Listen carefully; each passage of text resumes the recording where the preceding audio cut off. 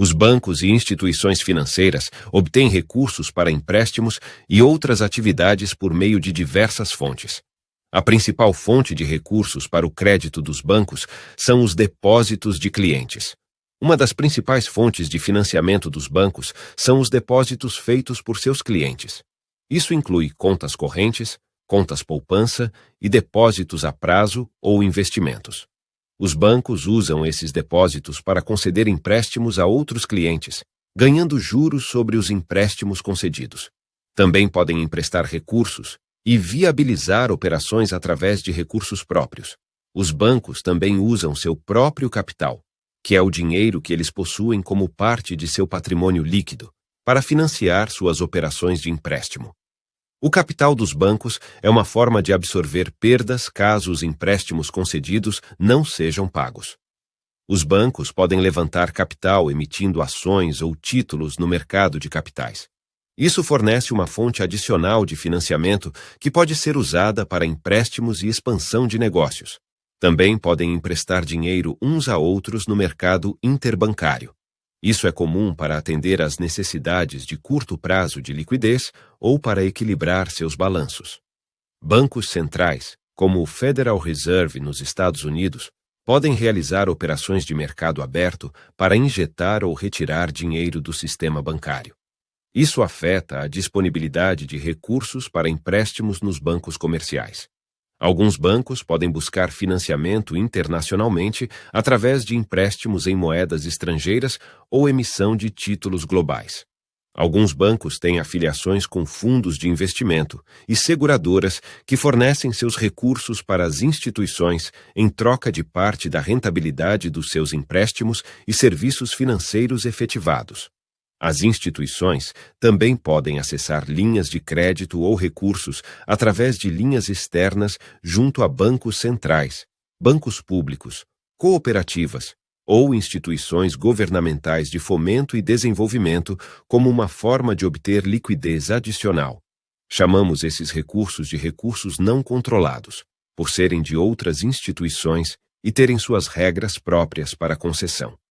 A diferença entre recursos controlados e não controlados está relacionada à origem e à destinação desses recursos em uma instituição financeira, geralmente em um contexto de crédito rural, empresarial, habitacional ou emergencial.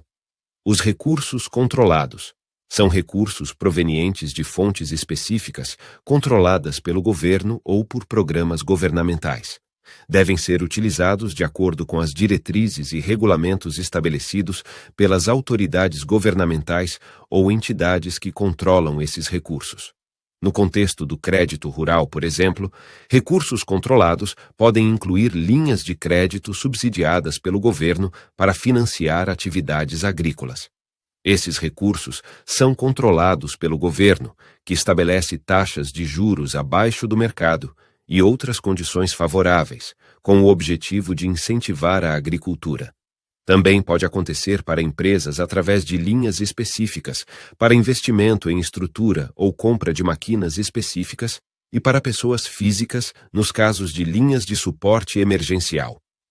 Um detalhe importante sobre as linhas de recursos controlados é que o risco fica para a instituição que concedeu o crédito, pois se responsabilizou pela concessão do crédito e, em alguns casos de inadimplência parcial, o governo participa com prejuízos ou não. Entraremos mais nas características dessas linhas nos próximos módulos, onde vamos explorar uma por uma as possibilidades. Os recursos não controlados são recursos obtidos pela instituição financeira por meio de suas operações normais de captação de depósitos, emissão de títulos, empréstimos interbancários ou outras fontes de financiamento que não são controladas pelo governo. A instituição financeira tem mais liberdade para determinar como esses recursos serão utilizados, sem as restrições ou diretrizes específicas associadas a recursos controlados.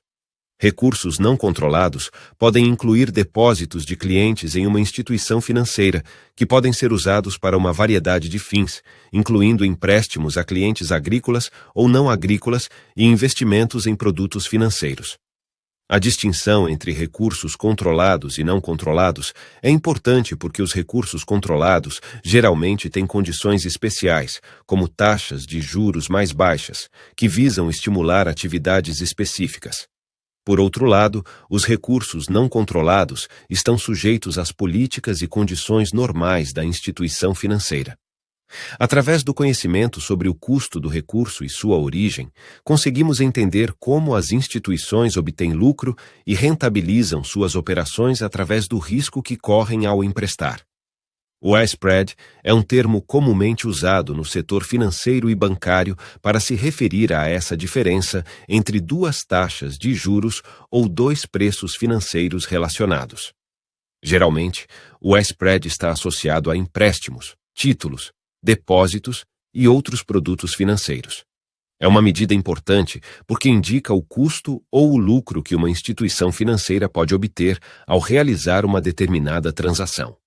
O spread de crédito se refere à diferença entre a taxa de juros que uma instituição financeira cobra quando empresta dinheiro e a taxa de juros que ela paga a depositantes ou fontes de financiamento.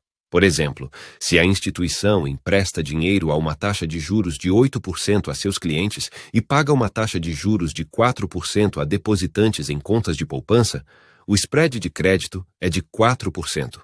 As instituições gerenciam cuidadosamente suas fontes de financiamento para garantir que tenham liquidez suficiente para atender às necessidades de seus clientes e cumprir com os requisitos regulatórios. A combinação de fontes de financiamento varia de banco para banco e depende das políticas internas e das condições de mercado.